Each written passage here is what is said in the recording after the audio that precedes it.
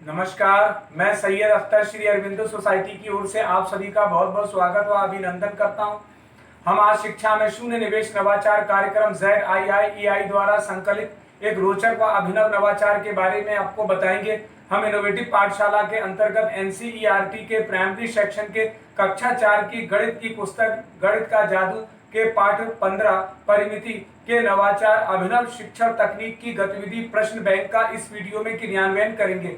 हम आशा करते हैं कि आप इस वीडियो को देखने के उपरांत इस नवाचार तकनीक को अपने विद्यालय व कक्षा में अवश्य लागू करेंगे। इस पाठ को ZIIEI के कई नवाचार गतिविधियों से पढ़ाया जा सकता है, परंतु आज हम इसे प्रश्न बैंक से समझेंगे। आइए पाठ का सार समझते हैं। प्रस्तुत पाठ परिमिति में द्विविमीय अर्थात 2D आकृतियों की परिमिति ज्ञात करने की जानकारी पर आधारित है। इस नवाचार की नवीनता यह है कि छात्र अपने सहपाठियों के साथ मिलकर स्वयं ही कठिन परिश्रम से प्रश्न तैयार करते हैं, जिससे कि उनकी मौलिकता का पता चलता है और एक प्रश्न बैंक तैयार हो जाता है।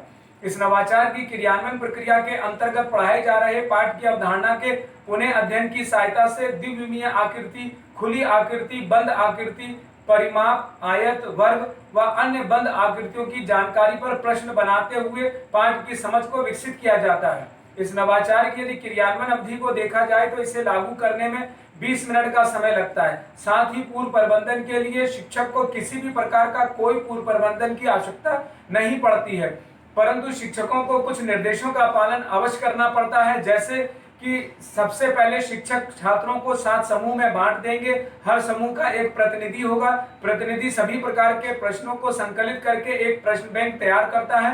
छात्र अति लघु उत्तरीय, लघु उत्तरीय और दीर्घ उत्तरीय प्रकार के प्रश्न तैयार करते हैं। सभी प्रश्नों की उत्तर कुंजी भी बना ली जाती है। समूह चाहे तो प्रश्नों की अदला बदली भी कर सकते हैं। अंत में छात्रों को प्रश्नों के उत्तर भी बताए जाते हैं, जिससे वे अपनी उत्तर पुस्तिका में लिख लेते हैं। इस प्रकार पुनः अध्ययन एवं क्रियान्वयन प्रक्रिया के अंतर्गत छात्र जो प्रश्न तैयार करते हैं उसकी सहायता से पाठ के कॉन्सेप्ट की जानकारी को दोहराया जाता है। आइए इसे उदाहरण से समझते हैं कि इस नवाचार को लागू करते समय कैसे प्रश्न तैयार किए जाते हैं। जैसे ऐसी आकृति को जो जिस बिंदु से शुरू होती है उसी बिंदु पर आकर समाप्त होती है को क्या कहते हैं? तो उत्तर रूप में बंद आकृति। किसी आयत के आमने और सामने की भुजा की लंबाई का संबंध कैसा होता है? समान होता है। वह बंद आकृति जिसकी चारों भुजाएं समान होती हैं क्या कहलाती हैं? वर्ग कहलाती हैं। वर्ग का परिमाप क्या होता है? 4 गुणा भुजा।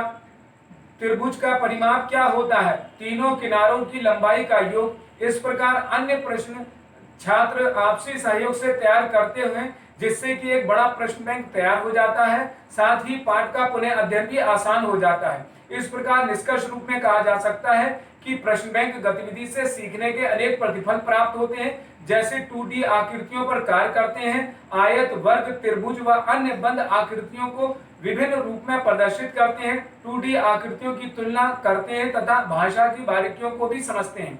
प्रश्न बैंक बनाते हुए छात्र अपनी भाषा और स्कूली भाषा के बीच जो संवाद करते हैं उससे एक सेतु का निर्माण होता है तथा प्रश्न करना, तर्क देना और अनुभव को साझा करते हैं।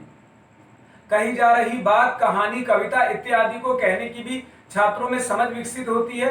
इस नवाचार में सभी छात्रों की भागीदारी सुनिश्चित होती है और सभी को समान अवसर प्राप्त होता है। इस नवाचार में PRT अनुपात का तो ध्यान रखा ही गया, साथ ही साथ NCF 2005 के उद्देश्यों को भी पूरा किया गया है। इस प्रकार इस नवाचार से गहन सोच के साथ आत्म जागरूकता, सृजनात्मकता के साथ पारस्परिक संबंधों के जीवन कौशल मूल्य का विकास होता है। शिक्षक पाठ पारस्परिक परिमिति को एक निर्धारित माह में ही पढ़ाते हैं।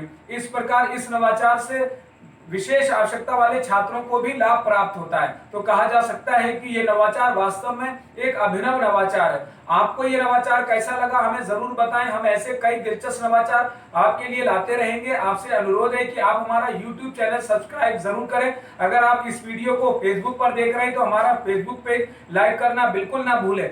नीचे दिए गए लिंक पर जाकर इनोवेटिव पाठशाला ऐप को भी डाउनलोड जरूर करें। इस वीडियो को देखने और लाइक करने के लिए आपका बहुत बहुत धन्यवाद।